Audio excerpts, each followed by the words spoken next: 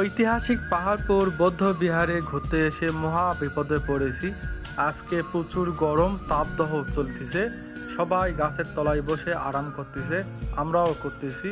প্রচুর গরম, কথা বলার এনার্জি হচ্ছে না, ঘোরার কোনো এনার্জি নেই। এত খারাপ লাগতেছে আজকে, এত পরিমাণ গরম বলে বোঝানো সম্ভব নয়। আর পাহাড়পুর বৌদ্ধ বিহারে এই জায়গাটা অনেক সুন্দর। এখানে অনেক ফটোগ্রাফি ও ভিডিওগ্রাফি করতে পারবেন।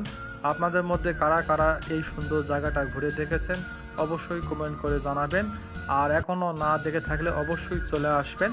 ভৌগোলিকভাবে এর অবস্থান নওগাঁ জেলার বদলগাছী উপজেলায় হলেও জয়পুরহাট জেলা শহর থেকে খুব কাছে হওয়ায় সহজে এখানে আসা যায়।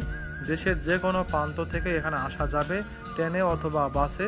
আপনারা সবাই চলে আসবেন আর এই সুন্দর জায়গাটা ঘুরে ঘুরে দেখবেন। যেহেতু আমার বাড়ির কাছে এই জায়গাটা, তাই মাঝে মধ্যেই এখানে আসা হয়।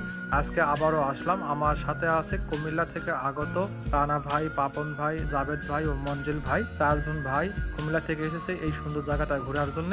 আমি আজকে তাদের এই সুন্দর জায়গাটা ঘুরে ঘুরে দেখাচ্ছি। সবাই ভালো থাকুন, আল্লাহ হাফেজ।